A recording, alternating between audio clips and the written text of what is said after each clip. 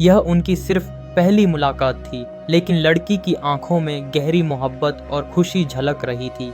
कुछ ही बातें हुई थीं कि वह बेसब्री से उसके सामने आ बैठी, मानो वे बरसों से प्यार करने वाले हों। वह बड़े सहजता से उसका चेहरा सहलाती है। उसे एहसास भी होता है कि उसका बर्ताव कुछ अजीब है, लेकिन दिल में उमड़ते जज्बातों को वह रोक नहीं पाती। खाने के बाद वह बिना सोचे समझे उसके साथ घर लौट आती है।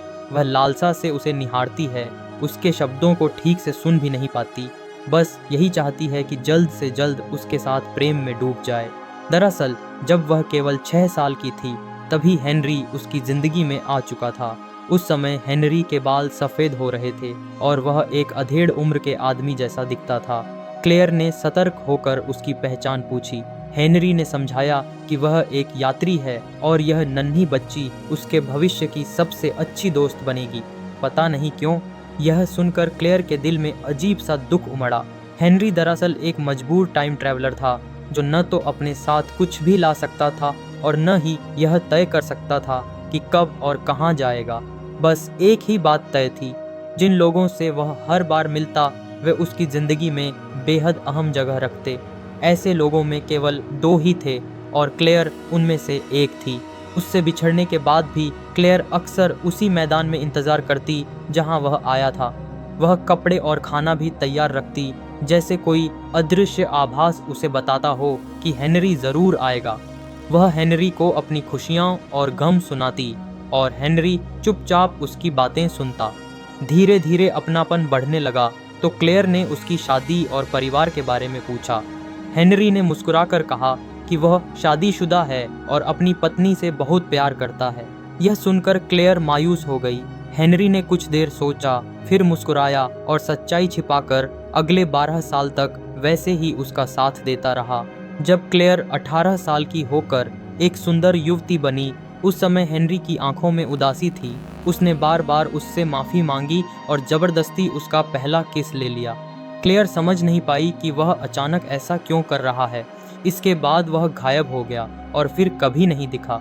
सालों बाद जब क्लेयर की पढ़ाई पूरी हुई, उसने हेनरी को लाइब्रेरी में देखा, लेकिन उसकी मोहब्बत का सामना हेनरी की अनजान निगाहों से हुआ। गौर से देखने पर पता चला कि सामने खड़ा हेनरी बहुत जवान है, यानी ये वो हेनरी नहीं था जिसे वह पहले जानती थी।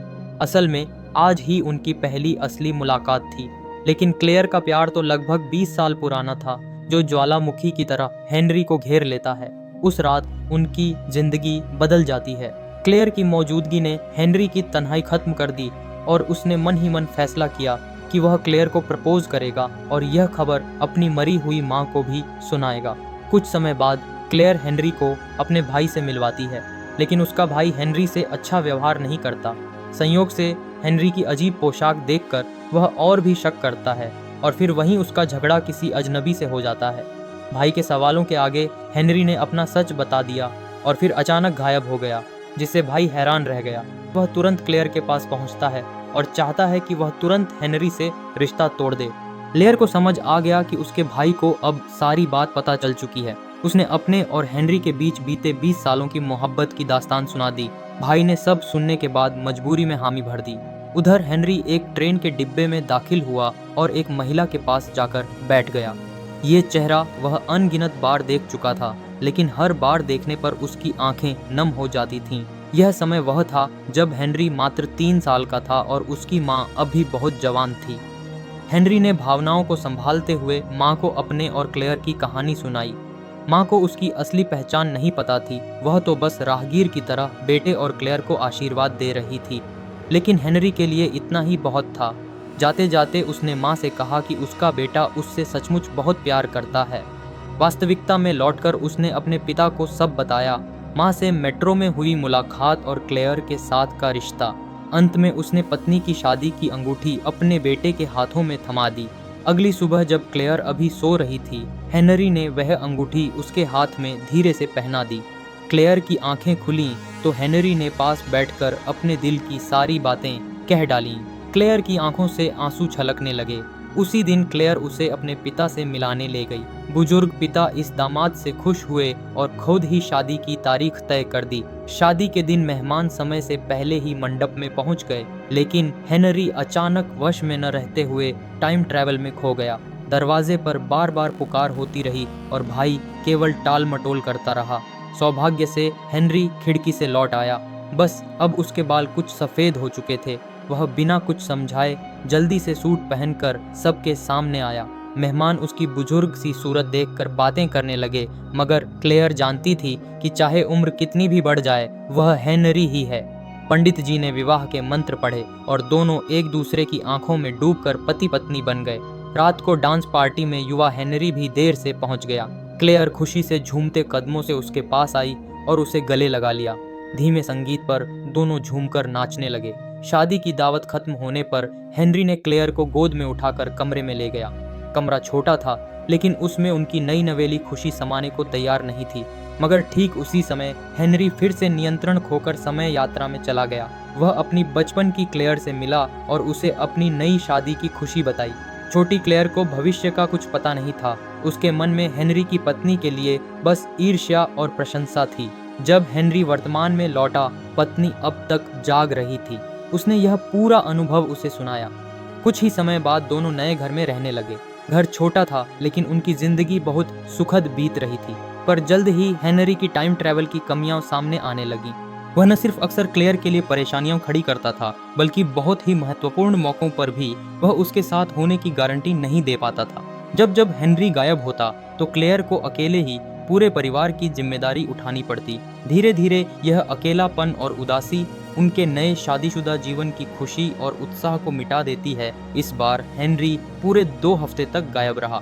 इससे क्लेयर चिड़चिड़ी हो गई और बोली, हेनरी, मेरी जिंदगी तुम्हारे बिना रुक नहीं जाएगी। क्या हम इस बारे में बात कर सकते हैं? हेनरी बोला, तुम किस बारे में बात करना चाहती हो? क्लेयर ने जवाब दिया, यहाँ बैठकर तुम्हारा इंतजार करना कितना दर्दनाक है। इतना कहकर वह निराश होकर चली गई। पत्नी की थकान और उदासी देखकर हेनरी भी बहुत दुखी हुआ, इसलिए वह जल्दी ही क्लेयर के दफ्तर के बाहर उसका इंतजार करने लगा। शायद प्यार करने वाले पति पत्नी ऐसे ही होते हैं। कभी एक नज़र या कभी गले लगना ही उनके बीच की नाराजगी और गम को मिटा देता है। भविष्य की यादों का सहारा लेकर हेनरी ने लॉटरी का बड़ा इनाम जीत लिया। उनकी आर्थिक दिक्कतें खत्म हो गईं और वे अपने सपनों का बड़ा घर ले पाए। हेनरी को डर था कि क्लेयर कहीं अकेलापन महसूस न करे, इसलिए उसने अपने भाई को भी घर में साथ रहने के लिए बुला लिया। सब कुछ सही दिशा में आगे बढ़ रहा था कि तभी एक दर्दनाक चीख ने इस खुशी को तोड़ दिया। ड्राइंग रूम में जाकर उन्होंने देखा कि हेनरी को गोली लगी है और वह जमीन पर तड़प रहा है, लेकिन प्रतिक्रिया देने से पहले ही वह वहीं से गायब हो गया। इस अचानक हुई घटना ने दोनों को गहरी चिंता में डाल दिया, क्योंकि क्लेयर की यादों में उसने कभी भी बुढ़ापे का हेनरी नहीं देखा था। हेनरी इस सच्चाई को स्वीकार नहीं कर पा रहा था, क्योंकि उस समय क्लेयर उनके बच्चे की मां बनने वाली थी। यह सुनकर हेनरी के चेहरे पर एक हल्की मुस्कान आई। कम से कम उसके जाने के बाद उसकी पत्नी को बच्चा साथ देगा। लेकिन किस्मत ने फिर धोखा दिया। एक दिन अचानक खाने की मेज पर क्लेयर का खून बहने लगा। अस्पताल ले जाने के बावजूद उनका बच्चा बच नहीं पाया। हेनरी को लगा कि शायद बच्चे ने उसकी टाइम ट्रैवल करने की क्षमता विरासत में ले ली होगी और इसी वजह से गर्भपात हुआ। उसने इस समस्या का हल खोजने के लिए एक मशहूर डॉक्टर से भी सलाह ली, ताकि अगली बार क्लेयर का बच्चा सुरक्षित रहे। लेकिन नतीजा वही रहा। लगातार 2 बार गर्भपात ने क्लेयर के शरीर और दिल और दिमाग को बुरी तरह से तोड़ दिया। हेनरी ने तय किया कि अब वह क्लेयर को और दर्द नहीं देगा, इसलिए उसने चुपचाप अस्पताल जाकर नसबंदी करा ली। इसके बाद वह टाइम ट्रैवल करके क्लेयर के 18वें जन्मदिन पर पहुंचा और वहीं बार बार माफी मांगता रहा। वह अब नहीं चाहता था कि आगे की जिंदगी में क्लेयर को और तकलीफ दे, इसलिए उस दिन के बाद उसने कभी क्लेयर की दुनिया में लौटकर कदम नहीं रखा। लेकिन किस्मत से बंधा यह प्यार बदला नहीं जा सकता था। जब वह वर्तमान में लौटा तो उसने क्लेयर को सब कुछ सच बता दिया। इससे क्लेयर का दिल पूरी तरह टूट गया। निराशा में उसने हेनरी को सबसे चोट पहुंचाने वाली बात कह दी। हेनरी के कमरे से बाहर जाते ही क्लेयर फूट फूट कर रोने लगी। वह कभी इस शादी पर पछताई नहीं थी, बस वह चाहती थी कि हेनरी का एक बच्चा उसकी गोद में हो। एक रात फोन की घंटी से क्लेयर की नींद टूटी। यह कॉल टाइम ट्रैवल कर आए हेनरी का था, जो ठंड से बचने के लिए कोई जगह ढूंढ रहा था। क्लेयर की उदासी देखकर उसने उसका हाल पूछा और उसे सांत्वना दी। दोनों एक दूसरे को देखते रहे और माहौल धीरे धीरे रोमांटिक हो गया। उस रात के बाद क्लेयर फिर से गर्भवती हो गई। यह खबर सुनकर हेनरी हैरान रह गया। तुम अब भी इतनी जवान हो, लेकिन ऑपरेशन से पहले ही यह हो चुका था, इसलिए अब उसे यह स्वीकार करना पड़ा। हालांकि पिछले 2 गर्भपात की वजह से वह काफी डरा हुआ था, लेकिन इस बार डॉक्टर ने कहा भ्रूण की धड़कन बहुत मजबूत है और वह बिल्कुल स्वस्थ है। हेनरी को यकीन था कि बच्चा सुरक्षित पैदा होगा। कुछ महीनों बाद पत्नी बिस्तर पर लेटी हुई थी और आने वाले बच्चे का नाम सोच रही थी, लेकिन बगल में बैठे हैरी का चेहरा बिल्कुल बेफिक्र लग रहा था। यहाँ तक कि पत्नी जब प्रसव के करीब पहुंची तब भी उसे इस बच्चे पर भरोसा नहीं था। इसी बीच एक छोटी बच्ची ने हेनरी का रास्ता रोका। उसने खुद को हेनरी की बेटी बताया। उसके पास भी समय और जगह में यात्रा करने की वही शक्ति थी, बस फर्क इतना था कि वह इसे अपनी इच्छा से नियंत्रित कर सकती थी। बात करते करते एबी का चेहरा अचानक उदास हो गया। जैसे ही हेनरी पत्नी के पास लौटा, उसने तुरंत उसे बेटी एबी से मुलाकात की बात बता दी, लेकिन उसने यह सच छुपा लिया कि उसकी मौत का समय नजदीक है। आखिरकार प्रसव का समय आया और बच्चा सुरक्षित जन्मा। पूरा परिवार खुशी से झूम उठा। रोते बिलखते नन्हे कदमों से लेकर धीरे धीरे चलना और भागना। दिन खुशी खुशी बीतते गए और देखते ही देखते बच्चा 5 साल का हो गया। इसी दौरान भविष्य से आई एबी ने अपने बचपन के स्वरूप से कहा कि पिता बहुत जल्द मरने वाले हैं। जब वह कमरे में लौटी तो उसका चेहरा बेहद उदास था। हेनरी समझ गया कि बेटी सच जान चुकी है। उसने बेटी को समझाया कि यह बात कभी माँ को मत बताना, लेकिन क्लेयर की नज़र से यह कैसे छुपता। रात को बेटी को नहलाते समय उसने उसकी उदासी का कारण पूछा। बच्ची झूठ न बोल सकी और माँ से कह दिया कि पापा मरने वाले हैं मेरी 5वीं सालगिरह पर।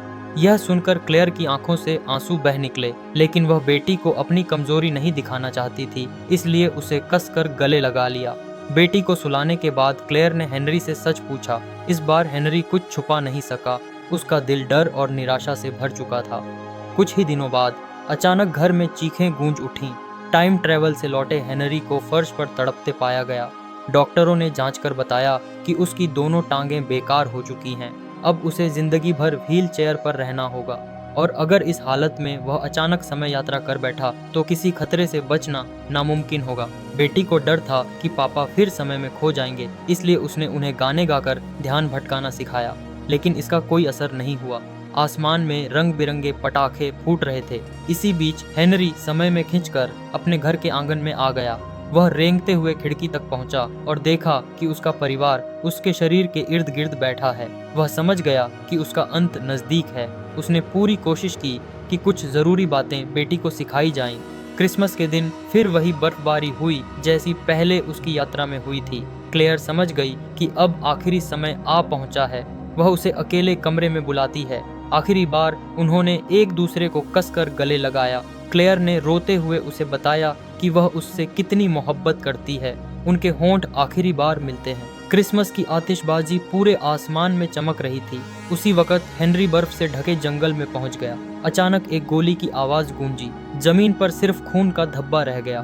दूसरी ओर असली हेनरी क्लेयर की गोद में पड़ा अंतिम सांसें ले रहा था। उसने अपनी आखिरी ताकत जुटाकर पत्नी के कानों में कुछ कहा। क्लेयर ने उसकी गर्दन उठाने की कोशिश की, लेकिन हैरी की सांसें रुक चुकी थीं।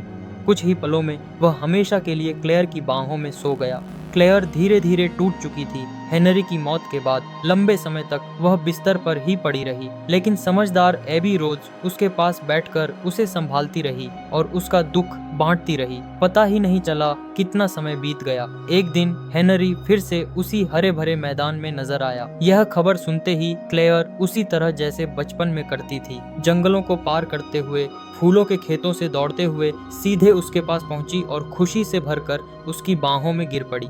यहीं पर फिल्म की कहानी खत्म हो जाती है। ऐसी ही कहानियां देखने के लिए हमारे चैनल को सब्सक्राइब करें